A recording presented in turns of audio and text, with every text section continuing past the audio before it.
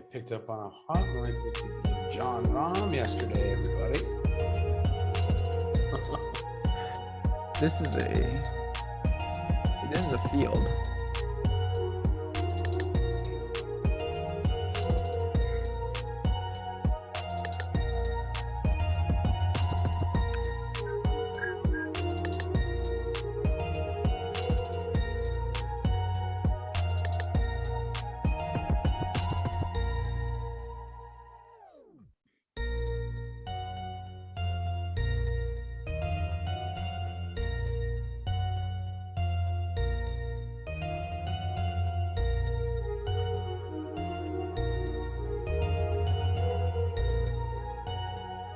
Ready to roll? Let's do it.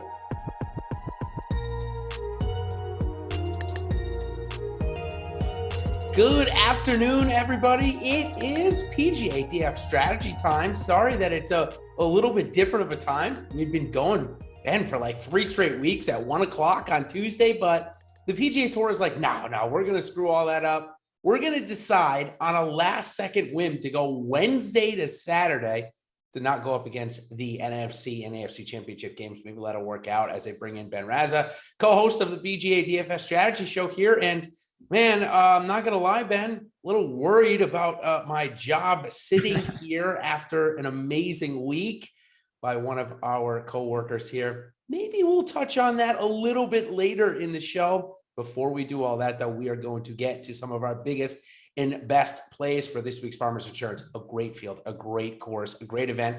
I feel like I say that every time I come on about this because we've just gone through 3 weeks of like a weird format, wicked low scores, Tournament of Champions. I mean, it does feel like the golf season is starting here this week, Ben. What gets you excited about Torrey Pines and the Farmers Insurance? No doubt about it. Staple of early season golf. What gets me excited is not what we just saw, which, the Amex, it's not even just because I never in a million years was coming up with Hudson Swafford. I don't like 3 course rotations. I don't like pro-ams. I don't like that. I like Torrey Pines though. And even though this is a rotation of sorts, it's a lot better. The field is loaded. There's no doubt about it that this is one of the premier events early in the year, and I'm very excited to dive into it. Me too. Let's just go through a couple of desert takeaways, not too many at all, because honestly, I didn't have much to take away from it other than kind of what Jon Rahm said or was caught being said, Ben. I cannot pronounce it because I wouldn't be going into retirement from Mr. Ship My Money. I'd be going into retirement from what Jon Rahm said if I were to say it live on air. But it was a putting contest, more, by and large. A couple of names I wanted to bring up. Lanto Griffin, and 3 top 10s now early in the season. A player that you and I certainly like, and another good setup for him this week. We'll talk about him. Tom Hoge, here to stay. His iron game is just on point. Obviously, Hudson Swafford. I mean, how can we even get to Hudson Swafford? That's the thing. Just because he wins every now and again? Maybe. Yeah, there are guys like that where you're going to get a multitude of miscuts, but they pop up a couple times. I mean, Kevin Na, I think, is the epitome of that at a much higher level. Kevin Na has some struggles, but the guy's a winner. And Hudson Swafford, for, not being a household name for a lot of things, he's a winner.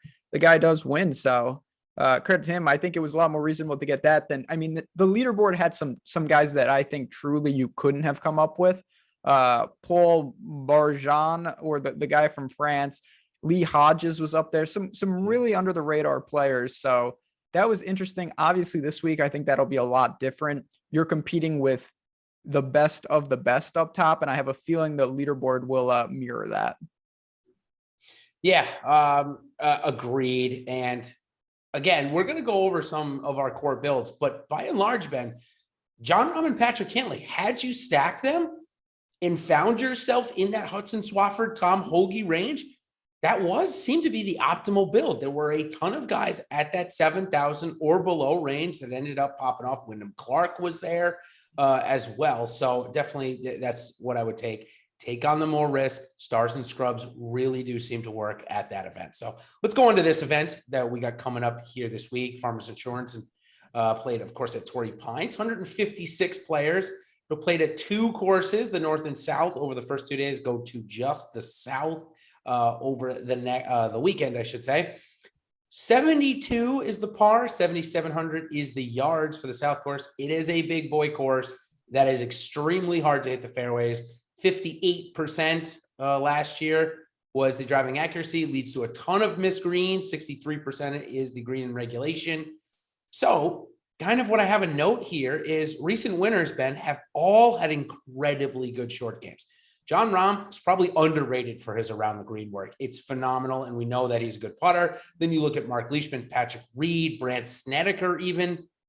All those guys are similar style games, fantastic short games. So while it's a big boy course, why do you think these X out Rahm, shorter hitters with great short games win here?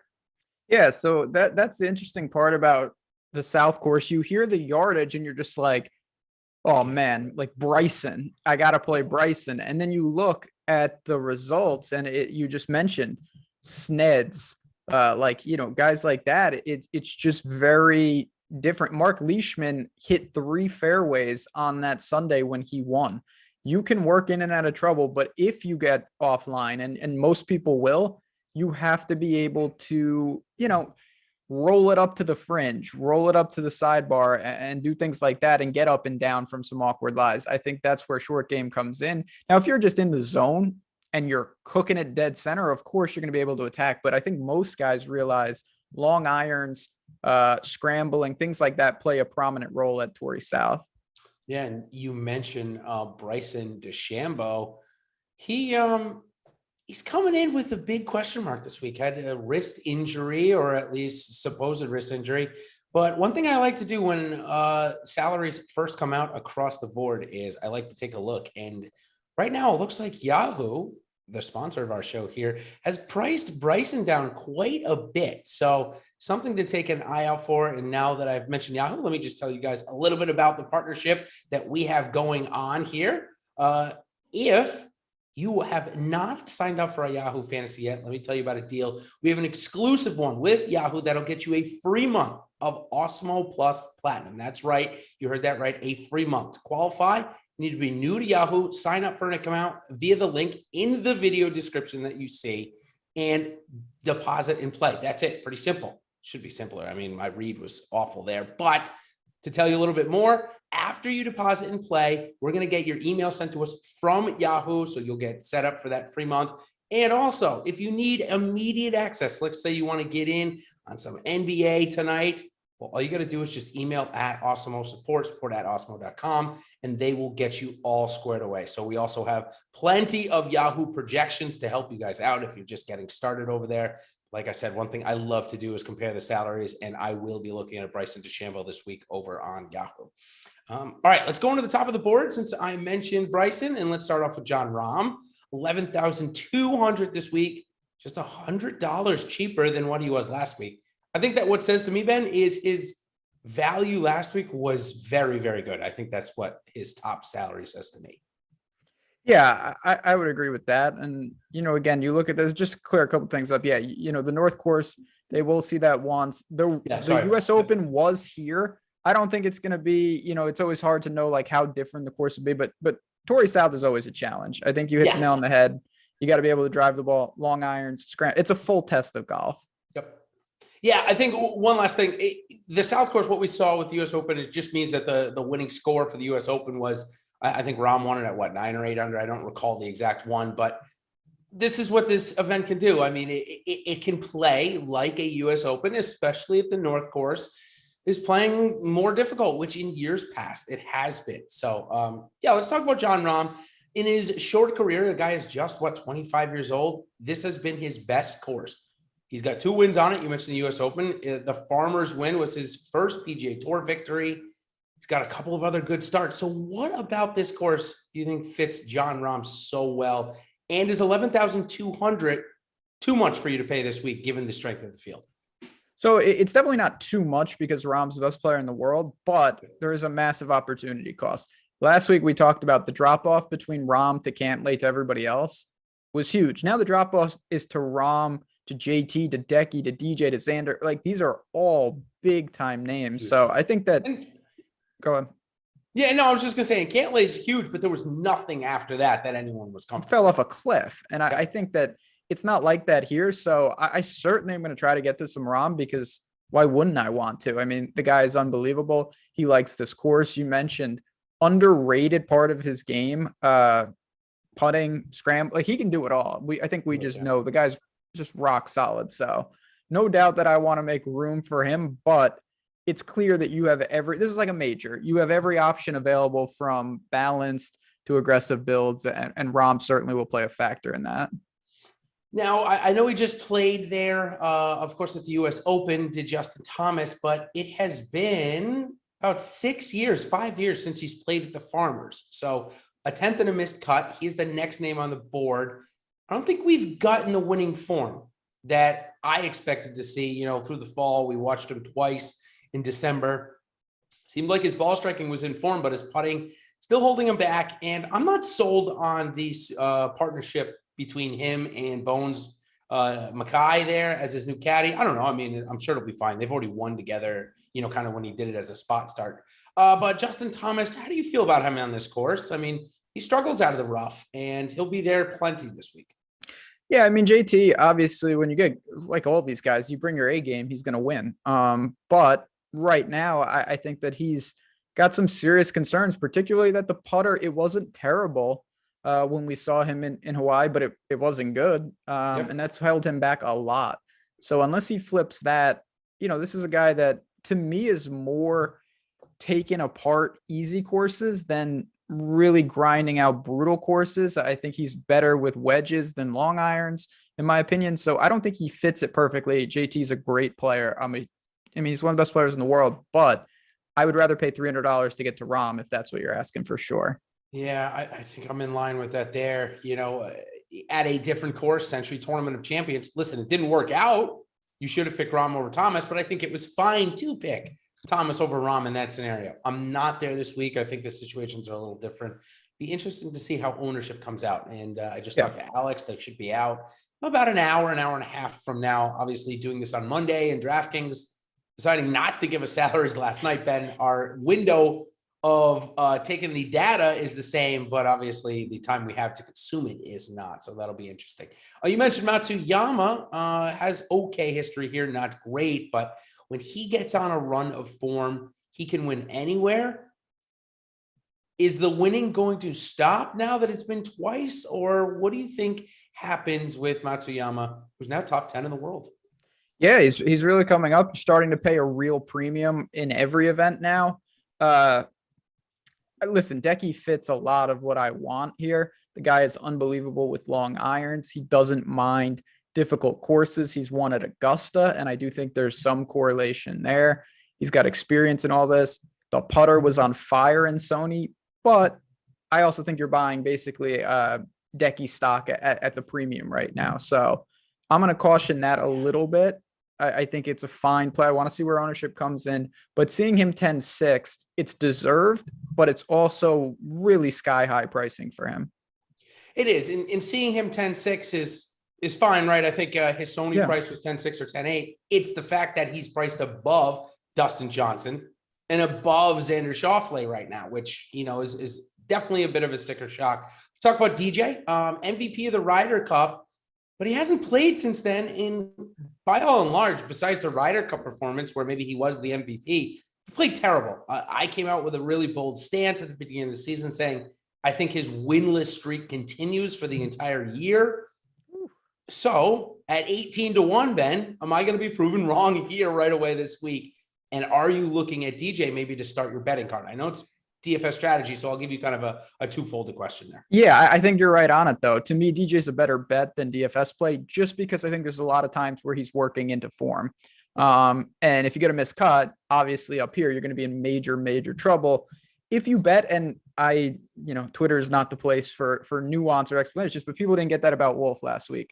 And I tried to convey that Wolf is an extremely volatile player. And when you don't get good Wolf, I think we all saw the results. You get that, but that doesn't, you get the worst player in a 156-man field on day one. Yeah. But that, and that's the point to make, whether he comes dead last or third, you lose your outright. It doesn't matter. And I think Dustin, for these guys, is that guy this week. You could get peak DJ and 18-1 is a fantastic outright price. If he's not there, though, I think he is much more likely to miss the cut than any of the other 10K options to me. Totally agree. Although Xander Schauffele has had some missed cuts here Yeah. at the Farmers, Ben, but he broke out of that. I mean, by and large, the last 2 starts at Torrey Pines have looked good. He was a part of the picture here, a little bit of the part of the picture at the US Open, if I'm not mistaken. Please correct me if I'm wrong, chat. I know you guys will hold me accountable for that. But wouldn't it be fitting for Xander to break out of his PGA Tour winless streak here at the Farmers this week? Yeah, I mean, obviously he's a former Aztec. The guy, and I think he said as much, at times he put too much pressure on himself in this tournament. Clearly he's worked out of it. And that's why course history is very noisy. The guy had missed 4 or 5 cuts and then he comes in second last year here. The most important thing for me, and it's always been like this. And 7th at the US Open, I was right. Yeah, and 7, there you go. It's not, there was nothing in Xander's game that I ever thought would cause him trouble at Torrey. He actually should fit this course, and he's shown as much in the last couple. He's just a good player. He can putt, can work in and out of trouble. So I like Xander. He's usually over-owned in my opinion, but if he's not, I will try to get over the field on him. I actually really like the fact that Dustin Johnson is priced right next to him. I think maybe that'll take a little ownership away. I'm not happy of the fact that the guy priced $100 less than him is Daniel Berger, however, because I don't think Berger at these prices take away any ownership from Xander. That's what I was disappointed at. I probably wasn't going to play him anyway. Now I'm definitely not going to play him. So does that make him a good play this week?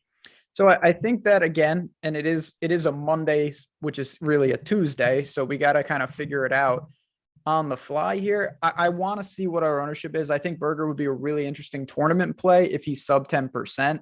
The guy's irons, particularly his long irons, are as good as anyone in this field. I think that's really, really important. But similar to Decky, I think you are paying a pretty lofty tax on him. The form is great. The putter is cold. That's a concern. I want the ownership to be mitigated so I can buy, just because I'm not paying for Chalk Berger at 10K.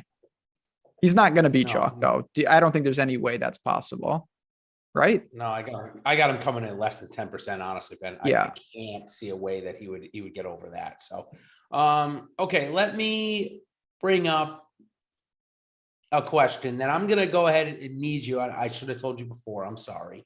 I'm going to need you to put on your doctor's coat here because I need a doctor for this next question, for this next golfer.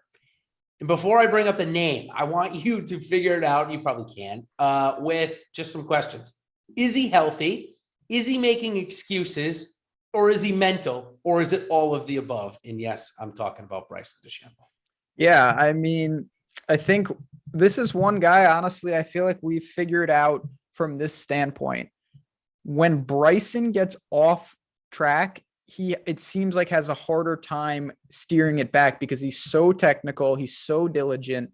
He's not able to just kind of rely on feel. And I think we see that at times, either within rounds or within tournaments and even within stretches. Right now around the green, he's lost. He is absolutely lost. He has lost over 1 stroke around the green in 5 straight events. If you start messing around here at Torrey South, you're not going to be in the tournament. And as good as he is off the tee, as electric as the putter can be, if you can't scramble at all, it's going to be a big problem. And that's really where I'm at. Another volatile player, but I have real concerns about Bryson's overall game. Wrist injury for a guy that is really building his game around hitting at 400 yards does not sound very appealing either. That's kind of where is it more smoke and mirrors because he's trying to make an excuse for not playing top of the level, which he kind of talked about mentally being like, hey, I almost quit golf last year. I don't know. He seems, it seems a little mental to me. And although when we get a Bryson that is 80% on, he scores incredibly well. He came in 25th at the Century, Ben, and scored over 100 points. Now, don't get me wrong. Cam Smith scored 180, so it's kind of relative. Mm-hmm. But it does seem like if we can get a decent Bryson DeChambeau that's healthy, he's going to score incredibly well at an event like this that does not have high scoring. But again, the form just isn't good, and I don't know that the mental game is either.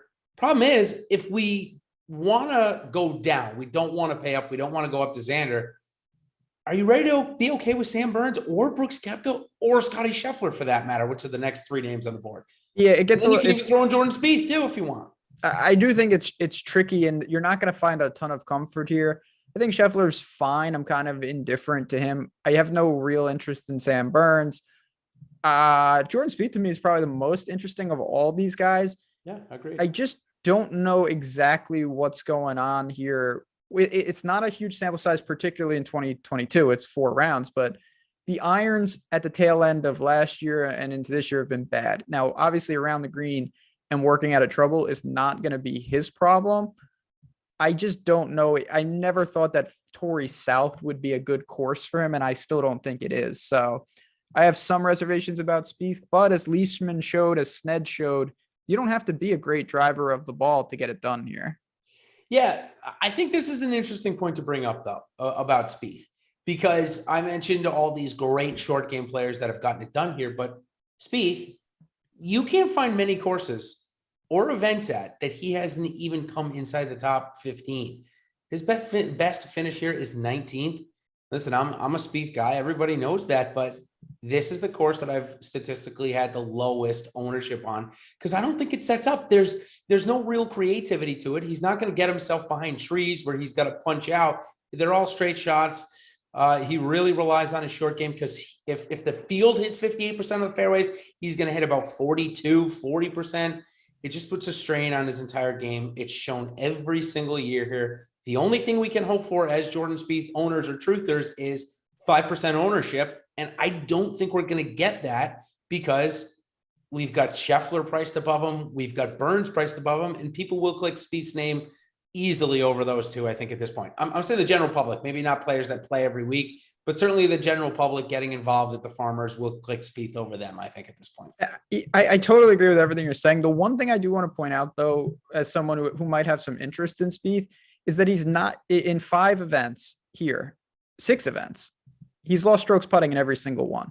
Every time he's come here. So weird, man. So, like, if you're Jordan Spieth and you know that you have to rely on a wizard putter, that none of the upside has ever been shown because he's never putted good. Now, if he gains 7 strokes putting this week, which is in the range of outcomes, I think we could be looking at something else. So I haven't been super alarmed with his ball striking. He's just never been able to get the short game going on these courses. And that is the key. He's got to do that.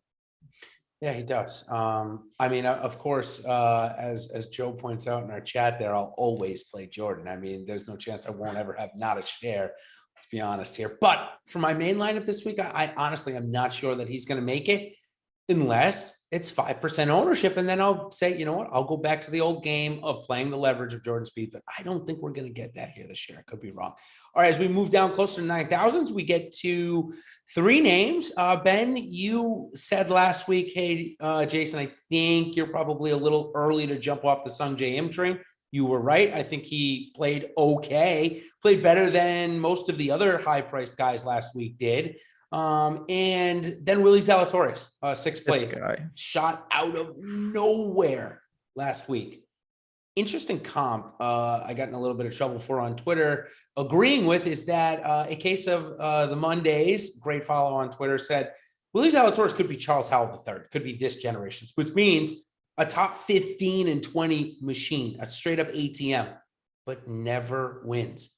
Do you think that could be true? Listen, this is golf prediction, so this is what we do here, right? I mean, they're probably way off base. But tell me about Will Zalatoris this week, 9,200. Do you like him? And what do you think about his long-term career? Do we get more wins than Charles Howell? It would seem, I mean, obviously you never know, but it seems like this dude's got another gear now. He's going to be competing in a hyper-aggressive generation where there's just so many good guys. So wins are going to be few and far between for everybody. But this guy obviously can really play. I've been very wrong about Zalatoris at a couple spots. In majors, I didn't think he was ready. Obviously showed he can be ready. Last week, we saw it. I think it's a pretty good course for him. He played it last year, came in 7th. He's got the ball striking. The short game is fine. Putter is so-so. He's just in an interesting range, though, because Tony Finau loves this course. He's going to be popular. You've got Leishman, you've got Sanjay. So I don't mind Will Z, though. I just think, obviously, with the combination of recent form and course history, expect some people to click that name. Certainly more than they did last week. He was below 10%. So speaking of course history, I brought this up with Corey Connors at Wiley at Sony Open, his best place that he's ever putted at, and yielded a pretty good result. So do you think the same happens with Tony Finau here this week? Clearly, statistically, his best putting course on the entire rotation, and course history shows. I mean, the guy is what, 4 straight top 20s, something like that. Yeah, he, and I think it makes sense that a lot of what Tony Finau does, he can get it done with the irons, obviously a good driver of the ball. He loves this event. He's just been absolutely fantastic basically every time he comes here, and that's going to bring a lot of ownership. But Tony Finau's a good player at a good course, good fit. It's easy to make a case for why you'd want to play him. Yeah, I'm not going to lie to you. I'm leaning toward playing him here this week. I like the fact, let me ask you 2 different ways. If ownership comes in at 15% projected, do you think that people looking at last week will know that he had to make, go eagle, birdie, or something like that to make the cut? And if he ended up missing the cut, do you think it would be lower than 15%, or is that the floor for him given his course history and given the price? It's not that high, 9,100. It's pretty good. Yeah, I would have preferred he obviously missed the cut last week just to temper it a little. People will not know that, I can guarantee that. But the course history, regardless, people are going to buy into that. It's early season golf. This is the biggest event we've had so far. People are going to look at course history and they're going to say, oh, Tony Finau, he plays good here every week or every year. Let me click him in, and I get it. I absolutely get it. He's going to be popular. I still want to play him. I have 2 guys I want to talk about. One, our chat, Tokyo just brought up Taylor Gooch. But before I bring up Gooch, I want to talk about Brooks Koepka. Let's talk about Brooks Koepka. I tried to play him the Century 200 Champions. It looked pretty good through 2.5 rounds, and then it wasn't. And now he's 9,600. And now you're not getting a discounted price. You're probably not getting it in ownership. Is this a time to let Brooks Koepka beat you again, or do we want to jump on before everybody else does? I'm sure some people are thinking the latter, but I just mentioned a lot of guys that I'm pretty interested in. I can't get to Brooks unless he's like 2% owned, but I don't think that's going to happen. So I'm not going to have a ton of room for him. The ball striking was okay. The driver was bad. The putter was even worse. You can't play everyone. I would rather play Will Z, Spieth, Finau, pretty much everyone right around him, or I'd pay up to get Xander or Berger. Let me ask you a question. 41 miscut for Brooks at the Farmers. U.S. Open comes here and he comes in 4th. Pretty much just don't play him, right? I mean, if he's really only going to care when the U.S. Open comes here, no other reason to play him, I guess, right? It's not like the form is exciting us by any stretch. Yeah, and just, again, everything is an opportunity cost. In theory, I would like to play wrong. My lineups, if I had no salary constraints, would just be the top 6 of the board and I'd move on with my day. Can't do that. I'm not paying nearly 10K for Brooks, given what I see here. No. Okay, let's move on to some values here this week. Taylor Gooch is going to start us off. Mark Leishman's also right there. So give me your pick. If you were starting your lineup, would you rather start it with Leishman or would you rather start it with Gooch? I'm going to guess probably Leishman, but you look at Taylor Gooch's course history and look at that. He had 20 birdies in just 3 rounds last week, and maybe that'll change your mind. It definitely makes it closer, but it would be Leishman. I'm always a Leishman fan. The form is fine. Tee to green, he's been positive in every tournament going back to 2021 August. Everything looks good. He's a winner here, knows what he's doing. I think it's all systems go with Leishman. I'm not saying he's a priority for me, but at flat 9, if he's your second man in, you're going to have a lot of options for the rest of the build. Yeah, I really don't mind Taylor Gooch, but Leishman has been very tough to fade here. Even mild, result there at Wiley. He was still okay, though. He didn't really get you in too much trouble. So definitely don't mind Leishman. I do like Taylor Gooch, though, like I said, in a bounce back format. So this week is weird, right? We're starting on Wednesday morning instead of Thursday morning. Good way to get notified about all this stuff is like and subscribe to our channel. We're coming out with content all the time and being able to tell you about this stuff. So even if you might not have seen it on when you go onto the lobby or anything like that, subscribe to our channel here and you will get notified about it. All right, let's talk about a couple more. Corey Connors, a terrible opening round. but then bounced back, finished the 3 days at -3. Are you going to just stay off him this week, or do you think it's a good bounce back spot for him? I think that if I do go to some very like iron heavy lineups, and I probably will do that, he's going to find his way into some of them. You know, Corey Connors, I've been really impressed. He's obviously gotten a lot better. He's a real big time player. Showed up in majors, top 10 at the Masters. Like, he can do it. There's no doubt. I worry a little about his around the green game. It's not strong. It's the weakest part of his game. But you can mitigate that with amazing ball striking. If it's windy or it seems really brutal, that's probably a no. But Connor's in play for me. I think Connor's in play for me as well. When I pit him up against Patrick Reed, obviously the two most polar opposite golfers maybe on the PGA Tour. Yeah. One guy gains all of his strokes with a short game, and one guy does it all with the ball striking. Obviously, if you were putting together a golfer with a computer, you'd have a lot of stats from each of those guys, actually, which is funny enough. Now, for Patrick Reed, one thing we know, or that is known, he switched to PXG driver, and in the 2 starts that we've seen him use it, his driving has been even worse than it was last year. So, Ben, do we think that Torrey Pines finally gets to Patrick Reed's off the tee game, or does he have enough rounds under the belt with it where he straightens it out and he's a force to play with this week? Force to be reckoned with, I should say. He definitely can do. So he's kind of in that Spieth bucket for me. Like, if he can just hold it together, I don't need him to be good off the tee. I just need him to not be so bad that he has no chance. His around the green game, his putting in general and at Farmers is extremely strong. He gained 3.9 strokes around the green and 4.5 strokes putting when he won here. I mean, that type of performance is extremely strong. You don't need to drive it great. It's hard to have a ton of confidence, though, because his driver, I mean, he's lost strokes off the tee in 9 straight events that we have strokes gain data for. That's just disgusting. That's really bad. And for a world-class player, that's hard to think. Can't believe that he hasn't figured it out. You know, obviously it's been a problem his entire career. He tried to, we know he's a right to left drawer of the golf ball. And he's tried to work in this left to right shot, the helicopter finish you probably have seen off the tee a couple of times, and he still can't find fairways no matter what shot he's going to. So yeah, just too bad there. All right, Matt Wolff, you discussed him at the top and said, hey, look, you know, if you're worried about getting bad Matt Wolff, which is the worst score out of all 156 golfers in round 1, all you can do is bet him. And when you get the top 10 or top 5 Matt Wolff, you won't have to, worry about him beating you in PGA that much because he won't be that owned. But last week he got up to 20% ownership, and it blew my mind. I never thought I would see that Matt Wolff that high given his price. We did. Now we get $1,000 cheaper. No one's going to want to play him. He'll go $1,000 cheaper and 5% owned. So do we jump back in here? Is this a time to maybe go 2 or 3x leverage and hope that we get a bounce back? What did he shoot? 7 under the last 2 days, which is still not even that good. Yeah, I mean, at that course.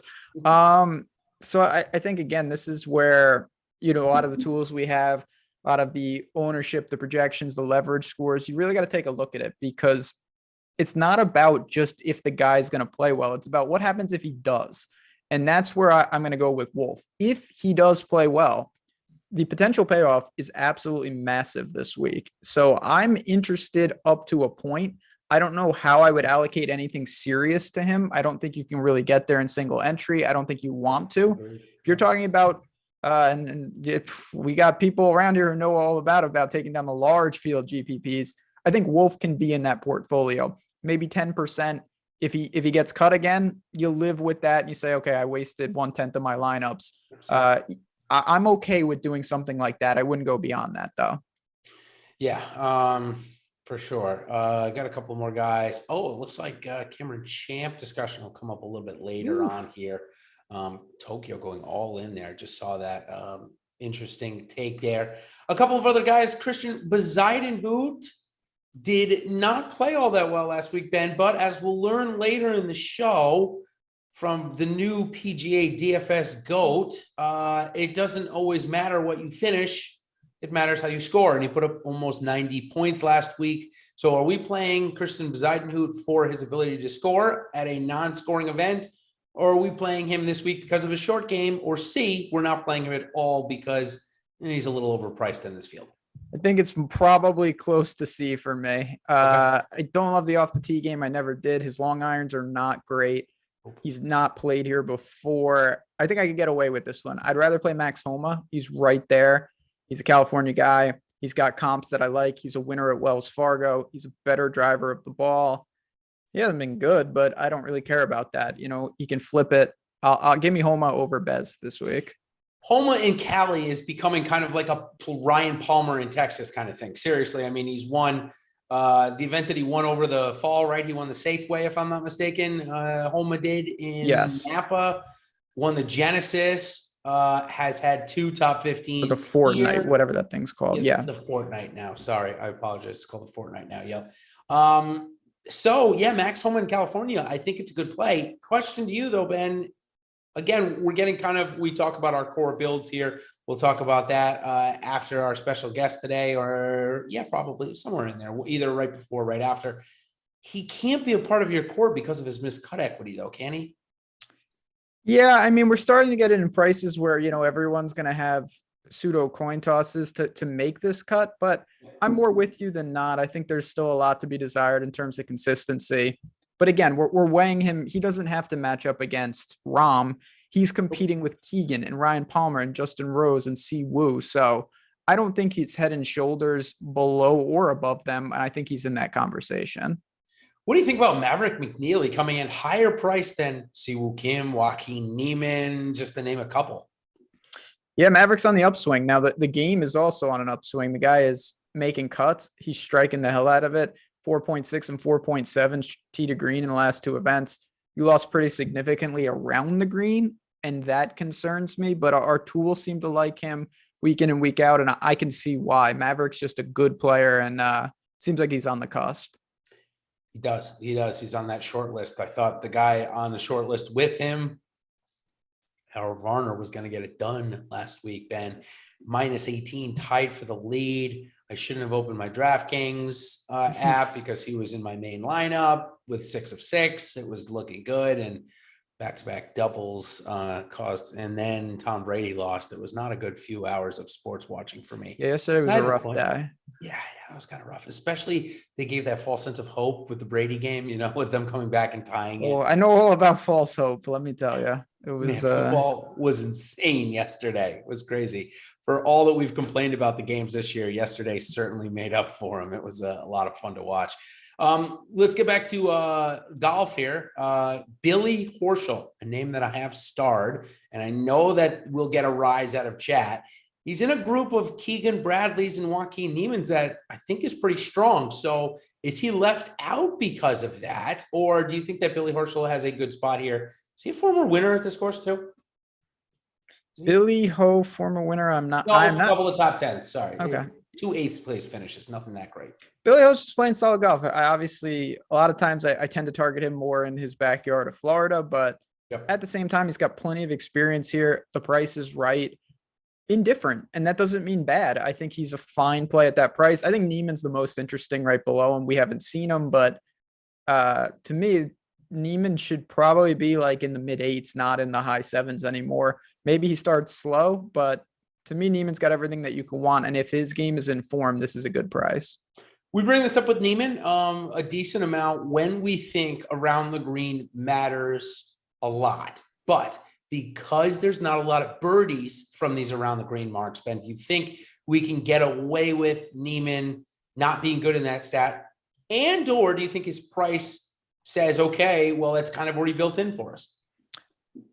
I think it's kind of built in for us. I'm not saying that Niemann can't come out and not be ready and miss some cuts. That obviously can happen at an event like this. But if it doesn't, this is a pretty easy price. He's an elite scorer. He's a great tee to green player. If he doesn't get in major trouble or the putter isn't ice cold, he's going to have a ton of par 5s to take apart.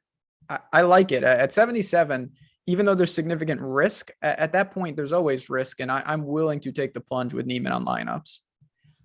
I'm only bringing him up because it's a country mate of his from Chile, Mito Pereira. Why have neither of these guys played yet? I would have rostered both Niemann and Pereira each of the last 2 weeks, and they haven't played. So Did Chile not let them out? What is there anything weird? Have you seen anything weird? I don't know. It's a fair question, and that's my biggest concern is the unknown. Yeah, where have they been? Now I got to ask you about your absolute favorite golfer on the planet. Speaking of coming out of nowhere, this guy for 2 weeks a year, at least the last couple of years, only plays at the MX and the Farmers. And when I say only plays well, it's Francesco Molinari. Oh, this guy. This guy is back on your wavelength. Last week was the week to play him, obviously a T6, all rounds under. He played great, 7,000, 2% ownership. Now will be 7,600 and 10% owned. Does he keep it going, or is it just a perennial fade for you? Probably more of the latter. It's not like you can't keep it going. I think it's a fine fit if the game is in form.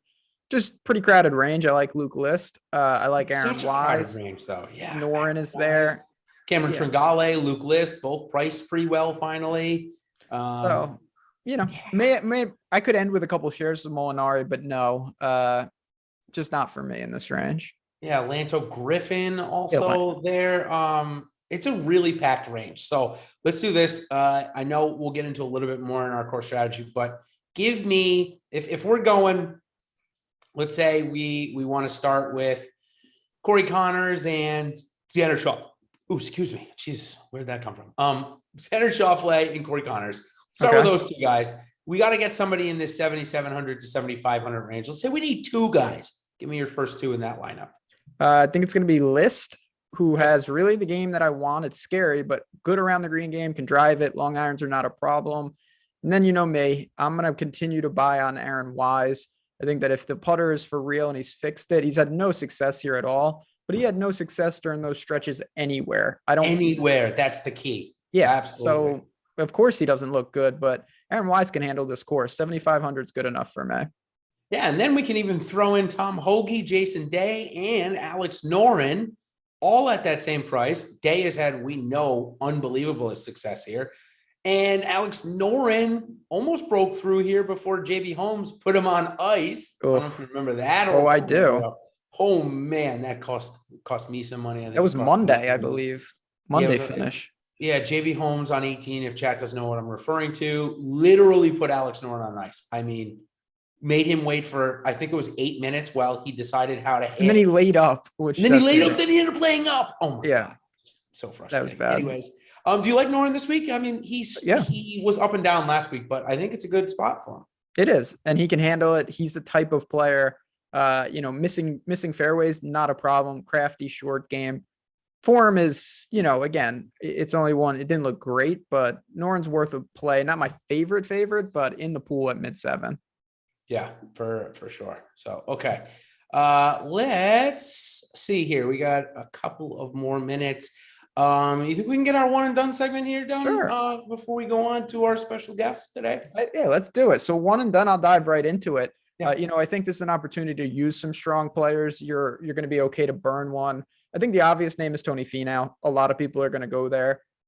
Great course history. It's not a huge opportunity cost. It's just a solid golfer to take off the list. I'm going to throw a couple other out. I think Will Z, if you want to ride kind of that form and you think there's something there, or even a guy like a Xander, if you want to be aggressive, if you're not saving him. So I'm going to take well-known top-end golfers this week. I'm not using Rahm or anyone like that, but a big time, probably a north of 9K guy will be my one and done selection. If you want to relate it to DFS, I think the Finaus, the Will Z's, or even the Xanders of the world are where I want to land. What about you? Are you taking that same approach? Yeah, I am. I really think so. I've said this a couple of times. I'm positioning my mind saying 5 big events this year, right? Players, the 4 majors, planning out who I think is going to win each of those. Again, I don't think I'm going to be right. I'm not saying I'm going to be right in those, but I'm planning who I want to use there so that I know John Rahm's going to win at St. Andrews this year. Okay, I'm not taking John Rahm this week.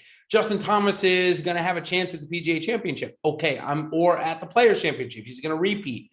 I'm not going to click him. So now we're down to Xander Schauffele, and I think Xander becomes interesting. The stigma around him not having great course history, I think he would be my first top-end play. And then I think the next one would be Willie Z. I think it would be tough for me to pass up that form, both history and what we saw last week. Ride with him and or Tony Finau if I want to go the course history route. So those are the 3 that I'd be focused on. truthfully, Ben, I don't think we need to go weird. You don't need to go for a Hudson Swafford type winner, because at Farmers, it's just not going to happen. I agree. I think don't reach, be smart. Doesn't mean you got to pick one of those three, but to me, going into the depths this week would be a little too aggressive. It's a good week to take a premier player and live with the results. Okay, so we'll talk about we can talk about a little bit of our core strategy this week, guys, that we want to build around before our special guest comes on here, and we'll get notified about that any minute. Talked about Willie Z quite a bit. We've talked about Xander quite a bit. Give me the build, Ben, that you think you want to start with here this week. So I don't think I'm going to be doing anything like really, really crazy. It's going to be pretty generic. I respect the win equity up top. Probably going to try to really go one north of 10, get some of these 9K guys, and then pepper from 78. From Rose down to like Dahmen at 72. I could have 3 or 4 guys in that lineup. And then even on Yahoo pricing, I think you can do a lot. When you look at how many guys are priced at the min, you can have 2 or 3 minimum price golfers there, and then you can pay up for the majority of the big time names. All right. Well, I will give away my strategy in just a minute here, but I think most of our chat and most of the people in the PGA DFS golf world, they don't want my core strategy right now. They want the new PGA DFS GOAT. Ship my money, Adam Schrar. Welcome to the show. Thanks so much for joining, buddy. Congratulations on your huge win. Thanks, man. Thanks for having me on. First question, most important question that any PGA DFS gamer has in it. Have you ever hit a golf ball before? Yeah. Like I'm not good at golf, but I enjoy it. I've played. Okay. All right. Don't play nearly as much as I would like to. Now you'll have more time with wins like that. So he does know golf, everybody. See, there you go. See, that was the most important question. But Adam, I want to ask you a couple of questions. This is the strategy show, and Ben and I get asked a lot about the fantasy cruncher stuff. So I want to go through just a little bit about your process. Obviously, you start with our PGA DFS projections. Those are already loaded into Fantasy Cruncher, right? But how much is ownership, which comes out later in the week, play into your projections, if you will? A lot, because I think in general in DFS, a lot comes down to like something I talk about in the sports that I actually do analysis for, like the chances. I was gonna say be good at. I was hoping you were gonna say that. But you did. Chances of success versus where the field at, where ownership is at. I think in a sport like golf, there's just more volatility in general than a sport like basketball. So I think a little bit more similar to baseball. So yeah, I mean, it plays in, like, not necessarily direct ownership. I don't think, in some ways, I guess direct ownership, but really just where I think players should be owned and where they're projected to be owned. Where they're projected to be. Yep. Okay, so another funny one here. Did you know Hudson Swafford had won the American Express Championship before you played? Did I know who Hudson Swafford was before? Yeah, let's start with that. Yesterday. No. Will you buy a Hudson Swafford jersey tomorrow? I was going to say, I feel like I need to buy a Lanto jersey, though. Like, it was the Eagle that really did it. Yeah, the whole out Eagle. Yeah, it was. The whole out Eagle on 16 was what really moved you up. Yeah, no doubt about it. That was awesome. Okay, so maybe a Lanto jersey. But more importantly, this is where I want to get into some of the stuff you did take us not too long to go through. But did you know that Hudson Swafford and Christian Bezaiden, who was in your lineup, were both 3% allocated by you? Did you know that? So your allocation was 3% to each of them, and they got in that lineup together. Oh, yeah. No, I had no idea. I knew I had a lot of Lanto. I knew I had like 20% of him. You did, yep. There were a decent amount of like 3-4% owned guys that I had like 18 to 20%, but I wasn't sure how much of those guys I had. Okay, so now how to get to a lineup like this, and these are the kind of the set of questions we ask. Do you use the randomness setting in Fantasy Cruncher? Yes. Okay, and what is the percentage? For each individual player, I think I have it set. So you go player by player. Yeah, I just have it set basically like one standard deviation for each player, just to still give me a lot of good lineups, but just mix it up a little bit. Yep. How about the unique player setting? It's set at 1 by Fantasy Cruncher. Do you change that? I think I kept it at 1. Okay. And let's see now, what is your ownership cap, if any, on each player? Last week, Your top ownership was Rahm at 87%. I think Ben and I would probably call that aggressive or a little on the aggressive side. Do you set an ownership cap, or is it 100% and whatever the crunches come up with? Yeah, it's 100%, whatever it comes up with. Like, I take it out of Fantasy Cruncher, I put it into my Excel models and figure out what to play. That's awesome. Okay. Last one here. Your weekly player pool. This is a really hot topic. Last week you had 82 players, which is roughly half the field. I've seen when I've researched and looked at Alex's stuff, he's almost identical. I'm a little bit lower, around 65 when I do the MME. So is that just how the projections come out, or do you target at least 50 golfers per se each week? No, it's just how it comes out. Like, I have absolutely no idea how many guys I'm playing. Like, there's no target. It's just sort of obviously going to be slate dependent on, well, how many golfers are in the field, but also, is it are there like, a handful of golfers that I really think are on their own and that I'm playing a lot of, like with Rahm, or, is it going to be more spread out, kind of like I did with most players that weren't Rahm? Yeah, and I think that you'll see this week when you go to make your lineups, it'll probably be a little bit more evenly spread at the top. That would be at least my guess. So, okay, Adam, I think we've given people just a little bit on how to kind of come up with the lineups and what you did. So before we let you go to NBA Deeper Dive, which is in like 10 minutes here, you and Lofty are going to be bringing that up next. Any other parting words before we tell people that you have put my retirement on hiatus until after the Masters because you've won $210,000 since my tweet? Yeah, and because, if you leave, I would probably have to do golf content, and I don't want to do that. So that's what I want. I actually do have one question for you. Yes. Before you go. So you cleared, I believe, $175 yesterday. If you knew that you're going to have to do this 5-minute segment, would you have hoped that you won, or would you have rather come in second? I would have just taken the second place. Easily. Second place. That's what I figured. Okay. Just wanted to make sure nothing has changed for you. But we do appreciate you hopping on, man. Congratulations. An incredible, just disturbingly sick run. Thanks. You got to get in those MMA streets now and go for the cycle. Yeah. I used to be really good at MMA, and then I'm just in like a year-long MMA downswing. Yeah, Twitter wants to know what the next sport you're going to conquer is, because they're just going to unregister at this point. So I think I've played them all at some point. Like, I stopped playing League of Legends once other sports came back, but like I played that some over. You ever play NASCAR? Over quarantine. I play NASCAR sometimes. I really don't enjoy NASCAR at all. Neither do I, but NASCAR's coming up next, folks. Be wary. So, Adam, thanks so much for joining, man. Really, really appreciate it. And congrats. Thanks for having me, guys. See ya. All right. Great what stuff run there. Adam is not only a good guy, but also extremely funny. And what a hell of a player, hell of a week. Goes to show you, he plays golf, but you don't need to know every player's name or anything like that. Trust the projections and trust the process. One thing I loved about what he said was he takes what Awesemo gives us, right, and puts it into his own thing to create his own special sauce. Now, is that going to work every week? No, but it's how to be different. It's how to get to the lineups that he did last week. So some really quality stuff there from Adam. So let's go over some long shots. He kind of talked about how he peppered in a lot of long shots last week. We're going to talk about a few of them here. Keith Mitchell, Ben, and Brent Snedeker. Both guys were partners at the Zurich event. I like them both here this week, and they are opposite players. Mitchell, certainly a ton of upside. Snedeker, great course history plus good form. You like either of them or both? Or neither?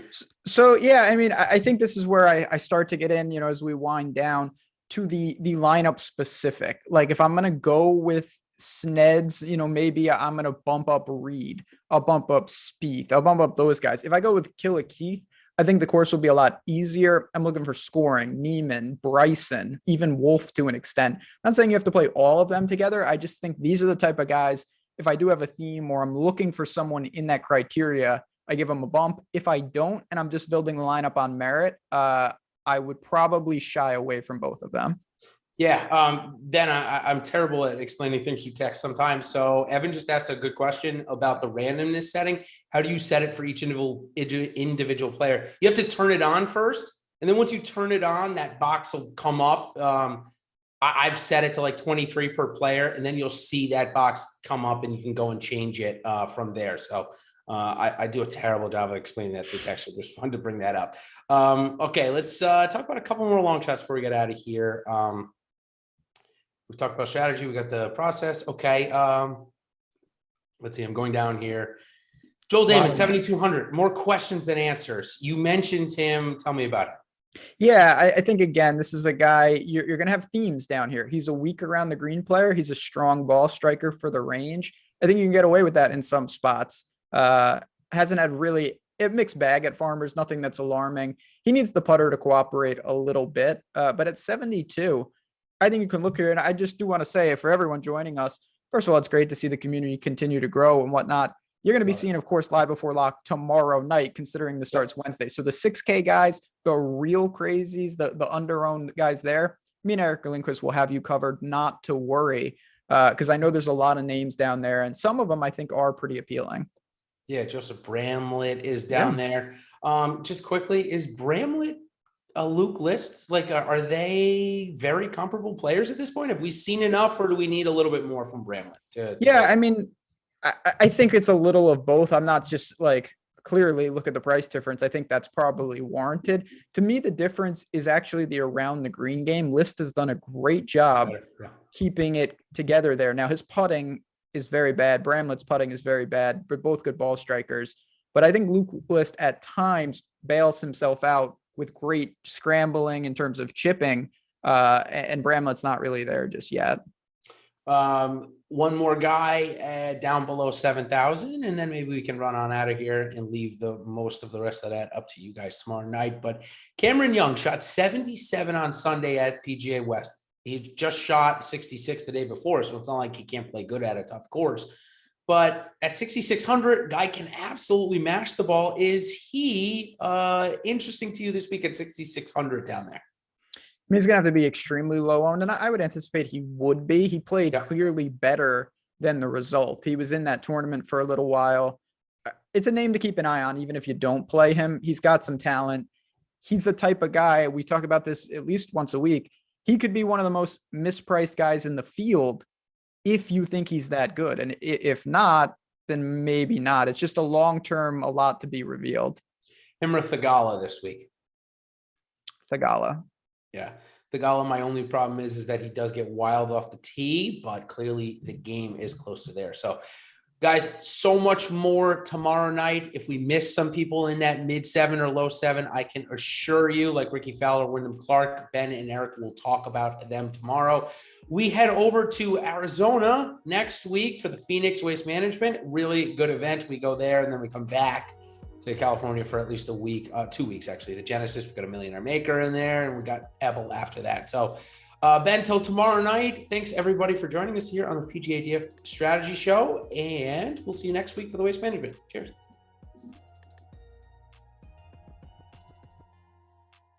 All right.